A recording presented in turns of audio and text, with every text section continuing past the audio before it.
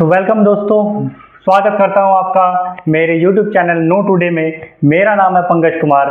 तो जैसा कि आपने पिछले वीडियो में देखा है कि मैंने SSC MTS से रिलेटेड ऑफिशियल नोटिफिकेशन की जानकारी दी थी। इससे रिलेटेड जितने भी अपडेट जैसे कि सिलेबस से रिलेटेड हम लोगों ने उस वीडियो में डिस्कस किया था। अगर आप मेरे YouTube चैनल पर नए हो तो आप जाकर उस पहले वीडियो को वॉच कर लो ताकि आपको इसके सिलेबस के बारे में एटलीस्ट पता चल जाए। तो आज मैं आपके लिए लेके आया हूँ SSC MTS 2014 के लिए एक जनरल स्टडी की कुछ इंपॉर्टेंट क्वेश्चन जो आपके एग्जाम ओरिएंटेड बहुत ज़्यादा जरूरी है, बहुत ज़्यादा इंपॉर्टेंट है। तो एक एक करके हम लोग जनरल स्टडीज की कुछ क्वेश्चंस उसमें सॉल्व करेंगे। तो और उसके डिटेल्स भी हम लोग यहाँ पर डिस्कस करेंगे कि उसके पीछे क्या हिस्ट्री रही है, क्या रीजंस रहे हैं। तो चलिए शुरू करते हैं और देखते हैं वन बाय वन क्वेश्चंस। तो फ्रेंड्स, ये रही आपके स्क्रीन पे फर्स्ट क्वेश्चन। तो क्वेश्चन है कि in which year did Amrit Kumar Sen received Nobel prize in economics. Economics के क्षेत्र में मतलब कि अमृत कुमार सेन को अर्थशास्त्र में नोबेल पुरस्कार किस वर्ष प्राप्त हुआ, ये क्वेश्चन है। आप लोग इसे खुद सॉल्व करने की पहले कोशिश करें। देखें पहले कि पहला ऑप्शन है वो है आपका 1990, दूसरा है आपका 1998, तीसरा है आपका 1995 एंड 2000। ऐसे सॉल्व करने की कोशिश करें पहले। तो फ्रेंड्स देखो, नोबेल प्राइज पुरस्कार, ये नोबेल पुरस्कार नाम रखा गया सर अल्फ्रेड नोबेल के नाम पर। अल्फ्रेड नोबेल जिन्होंने इन्वेंशन किया था, इन्वेंटेड डायनामाइट। इन्होंने क्या इन्वेंट किया था? डायनामाइट एक विस्फोटक है। डायनामाइट का इन्वेंट किया था, ठीक है, विस्फोटक जो रॉक्स वगैरह को तोड़ने में हेल्प करता है, डायनामाइट का इन्वेंशन किया था, ठीक है। अब ये जो अल्फ्रेड नोबेल है, इनके नाम पर ही नोबेल पुरस्कार रखा गया, ठीक है, इनके नाम पर ही नोबेल पुरस्कार रखा गया। अब ये जो है, ये फर्स्ट नोबेल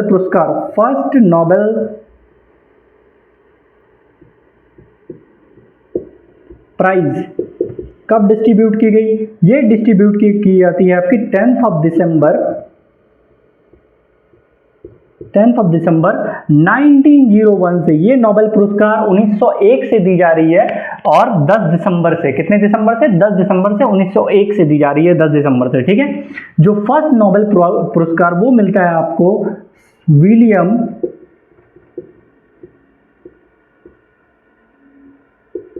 रॉन्टगेन को मिलती है। किस क्षेत्र में मिलती है? ये मिलती है इसको फिजिक्स के क्षेत्र में। फिजिक्स के क्षेत्र में इसको विलियम रॉन्टगेन को क्या मिलती है आपकी? फिजिक्स के क्षेत्र में नोबेल पुरस्कार मिल जाती है। क्या किसी इंडियन को मिला है फर्स्ट टाइम? हाँ, मिला है आपको 1913 में। किन्हें मिला है? रविंद्रनाथ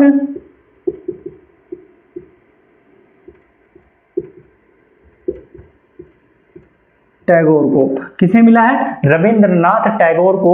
हम लोगों के जो इंडियन है रविंद्रनाथ टैगोर, 1913 में इन्हें फर्स्ट टाइम नोबेल पुरस्कार से नवाजा गया, ठीक है। अब ये नोबेल पुरस्कार कितने क्षेत्रों में दी जाती है? ये पहले दी जाती है फिजिक्स के क्षेत्रों में, फिजिक्स, केमिस्ट्री, फिजियोलॉजी या मेडिसिन,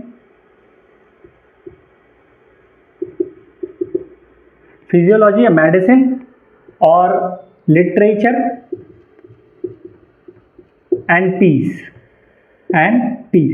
ये 1, 2, 3 और ये 4 और ये 5 क्षेत्रों में नोबेल पुरस्कार दी जाती है। कितने क्षेत्रों में? 5 क्षेत्रों में। तो अमर्त्य सेन को इकोनॉमिक्स के क्षेत्र में जो मिलता है नोबेल पुरस्कार, वो मिलती है आपकी 1998 में। तो इसका जो ऑप्शन नंबर बी है वो करेक्ट होगा। ऑप्शन नंबर बी क्या होगी? वो पूरी तरीके से करेक्ट होगी। तो ऑप्शन नंबर बी पे आप लोग टिक करेंगे। तो फ्रेंड्स, नेक्स्ट क्वेश्चन है कि the world wide great depression took place in which year. कौन से ईयर में ये एक ग्रेट डिप्रेशन जो इकोनॉमिक इकोनॉमिक डाउन टर्न है वो हुआ था। ये एसएससी एमटीएस 2013 में पूछी गई क्वेश्चन है। मैं आपको इस सेशन में पीवाईक्यू करवा रहा हूँ, प्रीवियस ईयर क्वेश्चन, जिससे आपकी प्रैक्टिस अच्छी हो जाए, ताकि आपको ये पता चले कि कैसे कैसे क्वेश्चन पूछे जाते हैं। तो यहाँ देखो कि आप देख रहे हैं वर्ल्ड ग्रेट डिप्रेशन की जो विश्वव्यापी महामंदी डैश में हुई थी, मतलब किस साल हुई थी, किस साल हुई थी।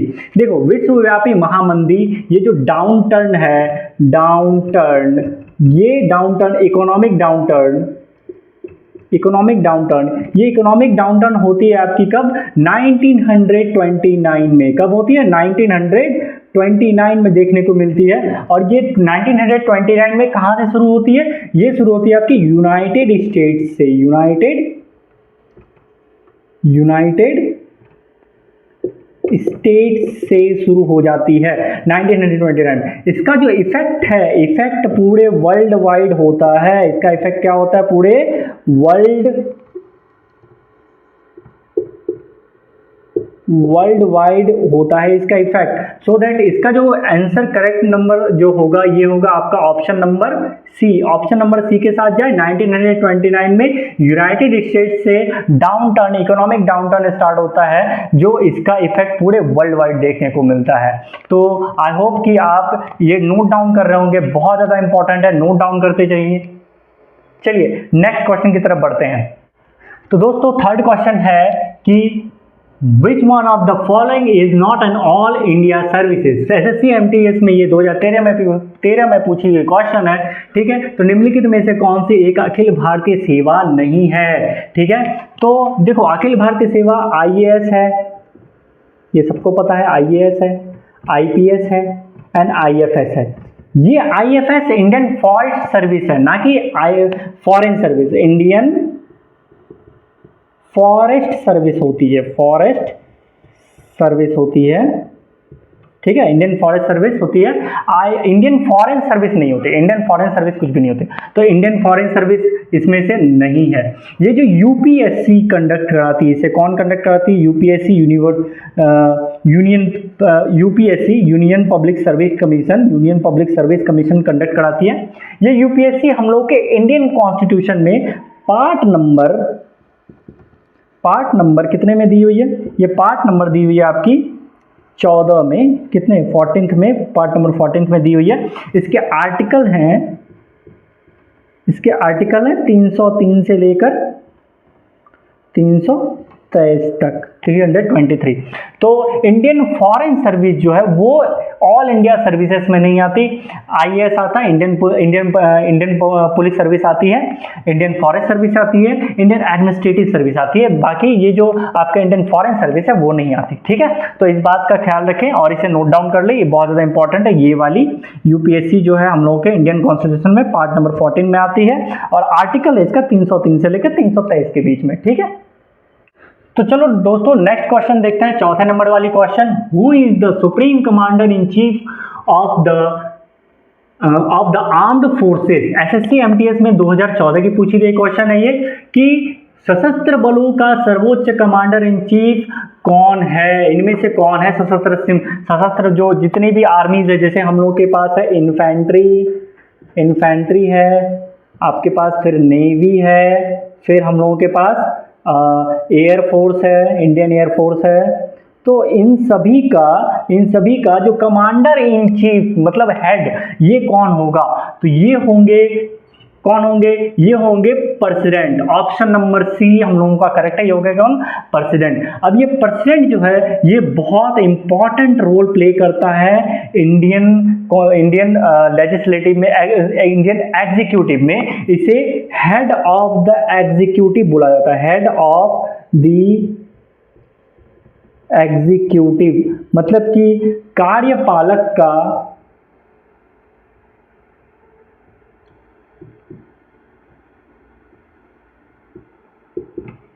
का हेड, मतलब कि कार्यपालक का सर्वोच्च जैसे एक होती है, तो वो है आपका प्रेसिडेंट, ठीक है, कार्यपालक। तो अब ये जो प्रेसिडेंट है, इससे रिलेटेड आर्टिकल हैं, जो इंडियन कॉन्स्टिट्यूशन आर्टिकल है वो कौन है, 52 से लेकर 62 तक, हो सकता है कि आगे एग्जाम्स में पूछे जाए कि बताइए कि प्रेसिडेंट से रिलेटेड कौन कौन से आर्टिकल है। तो 52 से लेकर 62 के बीच में इंडियन कॉन्स्टिट्यूशन में प्रेसिडेंट के बारे में बताया गया है। प्रेसिडेंट को नॉमिनल हेड भी बोला जाता है, नॉमिनल हेड बोला जाता है प्रेसिडेंट को। और प्रेसिडेंट जो है वो आपका नॉमिनल हेड है, मतलब कि नाम मात्र का हेड बोला जाता है। बट ये एक बहुत ही अच्छी संवैधानिक और सर्वोच्च पद है इंडिया में, और इसे फर्स्ट पर्सन ऑफ इंडिया भी बोला जाता है, फर्स्ट पर्सन ऑफ इंडिया। अभी जो वर्तमान में प्रेसिडेंट है वो है आपकी श्रीमती द्रौपदी मुर्मू, सम्माननीय द्रौपदी मुर्मू। ये है आपकी अभी की वर्तमान की राष्ट्रपति। ठीक है, तो आप इसे नोट डाउन कर ले। तो चलिए दोस्तों नेक्स्ट क्वेश्चन की तरफ देखते हैं। 5वां नंबर क्वेश्चन कि what is the range of pH scale. अब ये पीएच स्केल क्या होता है? पीएच स्केल क्या होता है? पीएच मतलब होता है potential of hydrogen, potential of hydrogen. आप लोगों ने अपने 10th क्लास में पढ़ी होगी acid, basis and salt, acid basis and salt. ठीक है, तो acid basis and salt, acid मतलब होता है अम्ल, इसका मतलब होता है क्षार, और इसका मतलब होता है लवण। अम्ल, क्षार और लवण आप लोगों ने पढ़ा होगा ये वाली टॉपिक। तो एसिड बेसिस एंड सॉल्ट, ये जो पीएच स्केल है पोटेंशियल ऑफ हाइड्रोजन, ये मेजरमेंट करने की काम आती है एसिड्स और बेसिस एंड न्यूट्रल को। किसे? न्यूट्रल, एक इसमें न्यूट्रल भी होता है। ठीक है, तो एसिड बेसिस एंड सॉल्ट को मेजर करने के लिए पीएच स्केल का इस्तेमाल किया जाता है।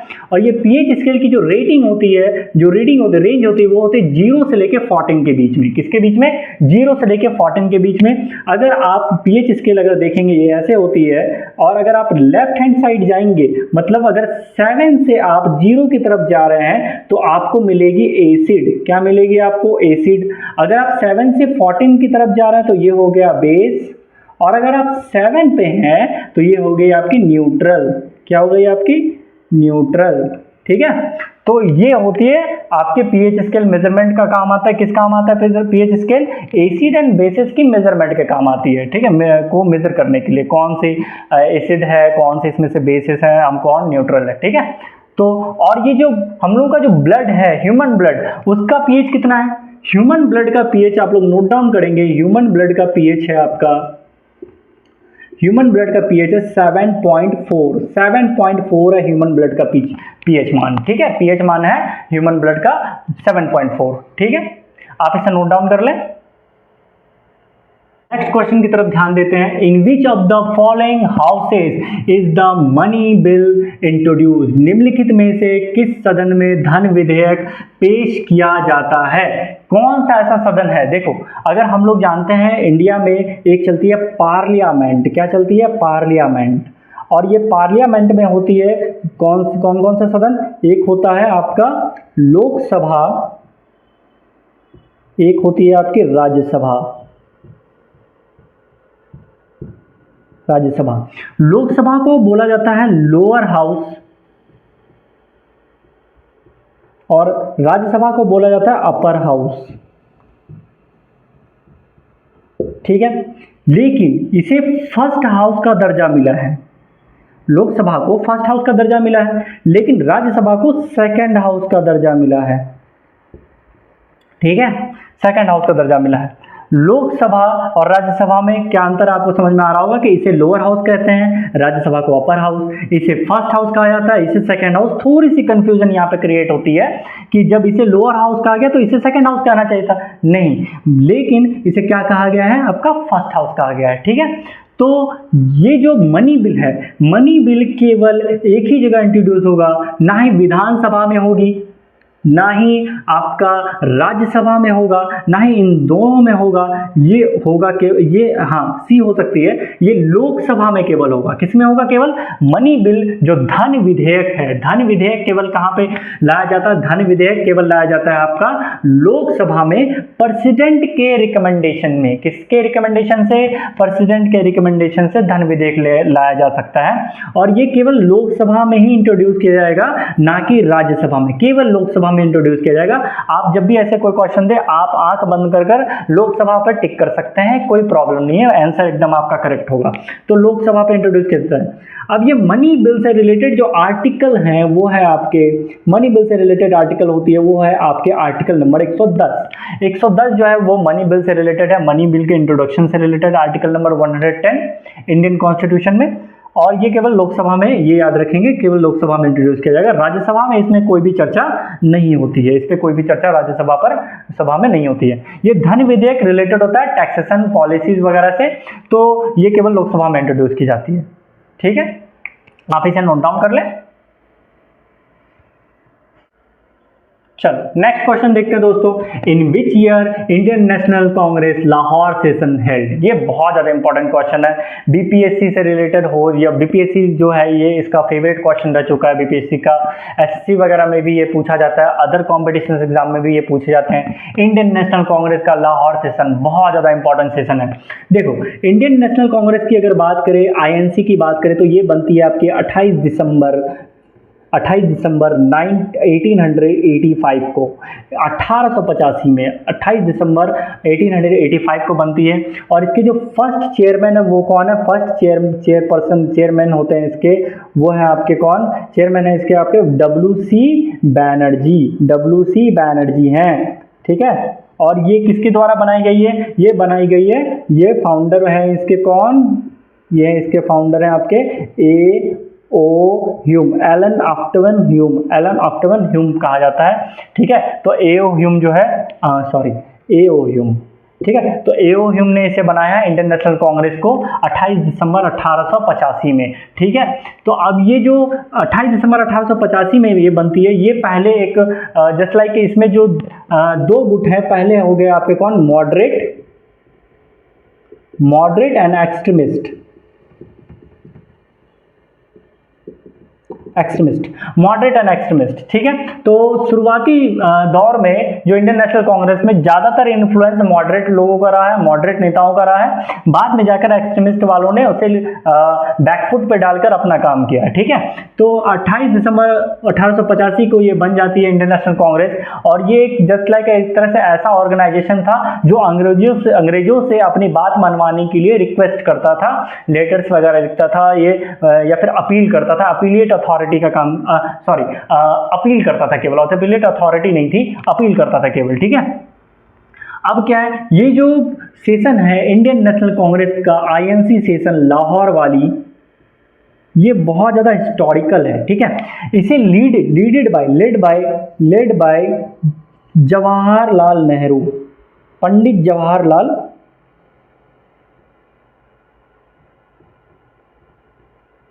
नेहरू, पंडित जवाहरलाल नेहरू इसे लीड करते हैं। ठीक है, इसके चेयरमैन बनते हैं उस समय, और ये होती है लाहौर में। कहाँ होती है? हेल्ड इन लाहौर अभी पाकिस्तान में है, और नियर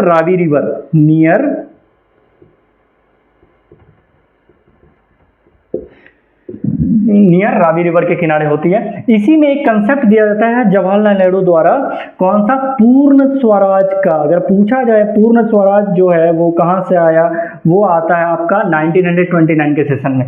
हालांकि बाल गंगाधर तिलक इस पूर्ण स्वराज की जो पहली बात ये 1906 में ही करेंगे, 1906 में ही कोलकाता में करेंगे। कहां करेंगे? कोलकाता वाले सेशन में करेंगे। ठीक है, कौन करेंगे? बीजी तिलक। कौन करेंगे? बीजी तिलक, बाल गंगाधर तिलक। डीजी तिलक करेंगे, ठीक है। तो 1906 में, लेकिन पूर्ण स्वराज की जो मांग होगी वो मांग होगी, ये स्वराज की मांग आपके डीजी तिलक कर रहे हैं, पूर्ण स्वराज की मांग कर रहे हैं आपके जवाहरलाल नेहरू। कब? 1929, जो कि इंडियन नेशनल कांग्रेस का लाहौर सेशन था। इसी सेशन के बाद 26 जनवरी को as a total independence day declare किया गया, total independence day, total independence day and flag hoist किया गया इसी वक्त 26 जनवरी 1930 को पहली बार इंडियन फ्लैग को होस्ट किया गया, होस्टेड फ्लैग, ठीक है, फ्लैग होस्ट किया गया 1930 को, 26 जनवरी 1930 को होस्ट किया गया, ठीक है। तो इंडियन नेशनल कांग्रेस का ये वाली सेशन बहुत ज़्यादा इंपॉर्टेंट है, इसलिए हम लोगों ने जो कॉन्स्टिट्यूशन है हम लोग का बनकर तैयार होता है 26 नवंबर 1949 को, बट लेकिन उसे इम्प्लीमेंट जो अडॉप्ट किया जाता है, अडॉप्ट कब किया जाता है? 26 जनवरी को ही, 26 जनवरी 1950 को अडॉप्ट किया जाता है, ठीक है। तो इनैक्ट में 26 जनवरी 1950 को आ रहा है। क्यों आ रहा है? क्योंकि इस वक्त हम लोग पहले से हिस्टोरिकल पीरियड है, टोटल इंडिपेंडेंस डे मना रहे थे, तो इसी दिन इसको फिर आगे डिले कर दिया गया और प्रोविजंस जितने भी थे सारे इनैक्ट किए गए 1950 में, ठीक है। चलो, तो इसका जो करेक्ट आंसर है वो कब हुआ था? ये हुआ था आपका 1929 में। कब हुआ था ये? 1929 में। ऑप्शन नंबर ए इसका करेक्ट है, आप इसे नोट डाउन कर लें।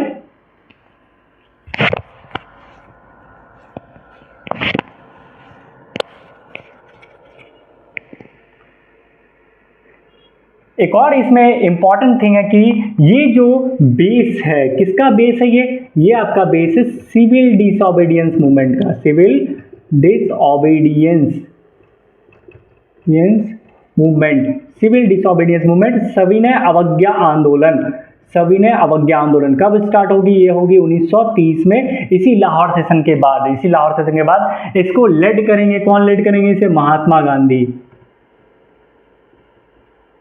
गांधी जी से लेड कर रहे हैं, ठीक है, गांधी जी से लेड कर रहे हैं। तो चलिए दोस्तों नेक्स्ट क्वेश्चन की तरफ ध्यान देते हैं। Which 5 year plan known as the Mahalanobis plan? देखो, पंचवर्षीय योजना, ये जो पंचवर्षीय योजना है ये फर्स्ट टाइम स्टार्ट होती है आपकी कब से? 1950 से 61 तक, 56 तक, 51 से 56 तक, ठीक है। पंचवर्षीय योजना पहली बार 1951 से 56 तक लॉन्च की गई थी, और ये 5 साल, एक तरह से ये जो 5 साल, ये पंचवर्षीय योजना, पहली पंचवर्षीय योजना फर्स्ट वाली, ये बेस्ड थी किस पे? हेरोड डोमर पे। किस पे? हेरोड डोमर प्लान पे, हेरोडोमर प्लान पे।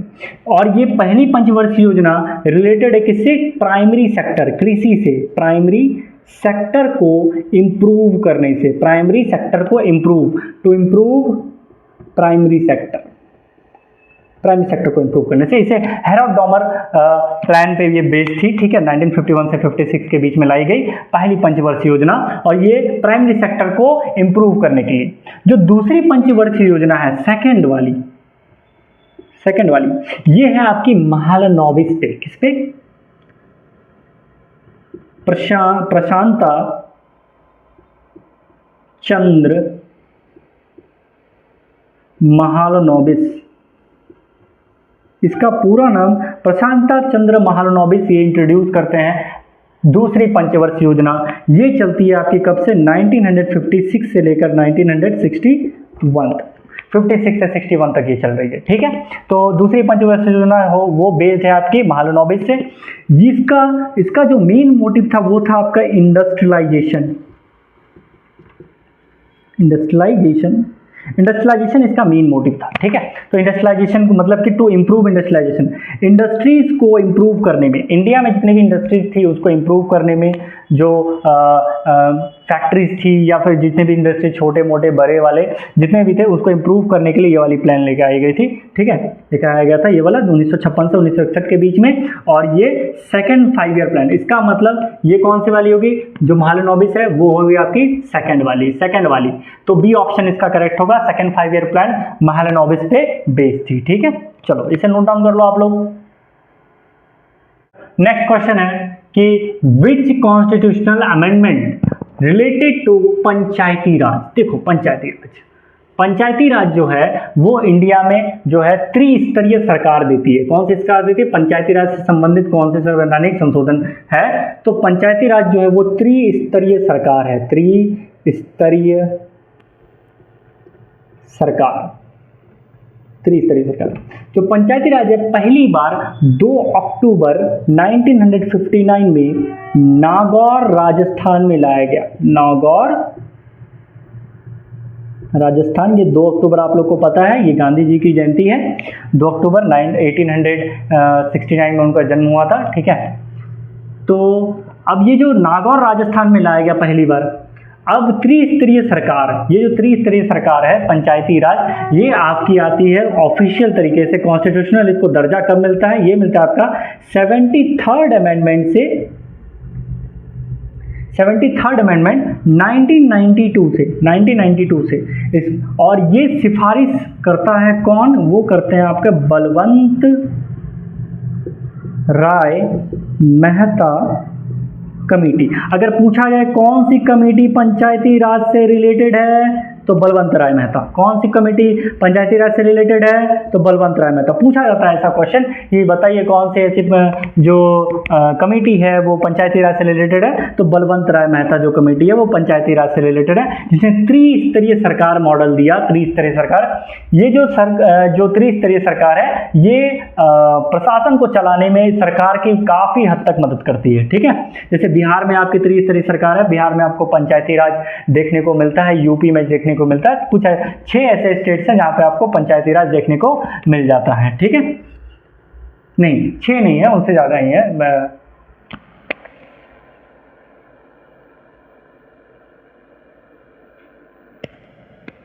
ठीक है, तो फिर 73rd अमेंडमेंट 1992 से कौन आता है? पंचायती राज। ठीक है, अब ये पंचायती राज, इससे रिलेटेड आर्टिकल हैं आपके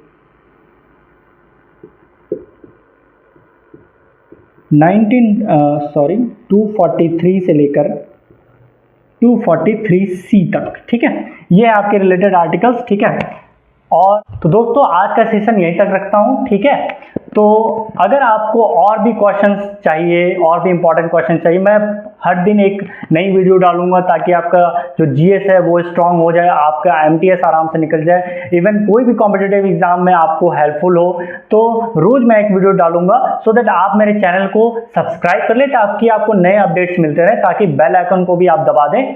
ठीक है, और नए क्वेश्चंस प्रैक्टिस करें मेरे साथ और उनकी डिटेल भी लें। ठीक है, धन्यवाद।